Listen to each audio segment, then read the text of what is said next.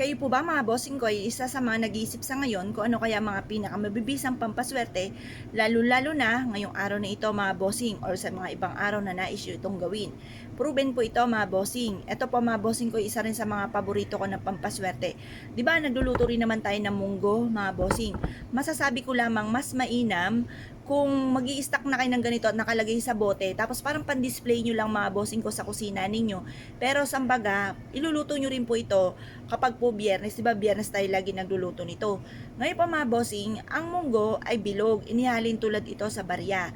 Ang munggo ay dilaw, dilaw ay for abundance, tapos ang munggo ay green, green is for money at for kalusugan. Ngayon po, ang munggo, mabilis siyang mag-react na inihalin tulad sa mabilis na reaksyon ng inyong mga wishes, mabilis na pagtugon. Ngayon pa mga bossing, ang gagawin nyo lamang, mag-display po kayo ng ganito sa inyong pong kusina.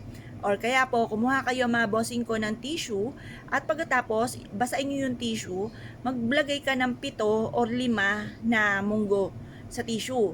Tapos, isulat nyo po dito sa tissue, bago nyo basahin to, lagyan nyo muna ito ng magkano yung amount na gusto po ninyo. Halimbawa, gusto nyo po ng 1 million. 1 million, magkakaroon ako ng 1 million. Tapos, basahin nyo po siya, tapos, lagyan ng 7 or kaya po ay 8 na munggo. Pagkatapos, mag-wish po kayo sa may silangan. Sabihin nyo po, magkakaroon ako ngayong taon nito ng 1 milyon. Magkakaroon ako ng maraming pera. Ganun po mga bossing, bukod sa sipag at syaga, double time sa pagkayod, ngayong taon na ito, ako ay yayaman. Ganun po ang inyo pong pag-wish, direct to the point, at naniniwala ka sa inyo pong puso't isipan na magkakatotoo lahat ang inyo pong mga kahilingan mga bossing. Positive ka lamang, kiniklaim ko na ang swerte, tapos tupiin nyo po ito pong ating pong tissue na basa na meron pong wishes at meron pong munggo. Pagtapos ng alas 8 ng umaga, isiksik nyo po ito mga bossing ko sa may itaas na, halimbawa sa may gawing silangan na may bintana kayo, may berhas, isiksik nyo po doon, or kaya po mga bossing ko, isiksik nyo sa may pintuan ninyo kung saan kayo pwedeng magsiksik yung, di ba may screen po tayo, meron doon hindi gumagalaw yung naka-fix. Kung meron kayong maiipitan po doon, mas mainam doon nyo rin po siya ilagay. Proven po ito na maswerte, basta't may 100% kang paniniwala, mas mainam meron tayong mga pampaswerte na pang-attract ng swerte kaysa po doon sa tipo na bahala na si Batman ko ano mga mangyari. Ngayon pa mga bossing, kung kayo pinaniniwala, subukan nyo po itong gawin. Tapos i-mindset nyo na magkakatotoo lahat ang mga wishes po ninyo.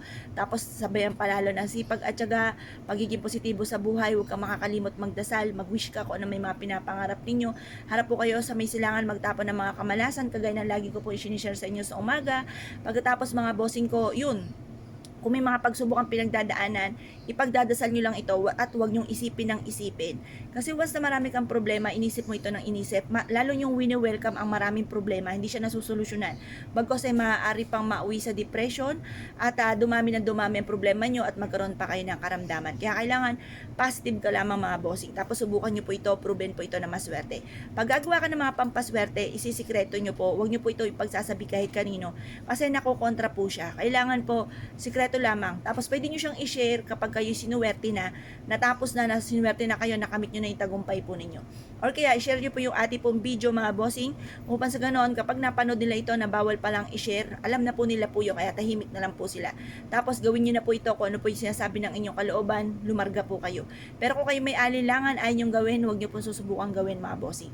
Kaya kung kayo pinaniwala at nais nyo po itong gawin, ay siya mga bossing, good luck po sa inyo po lahat.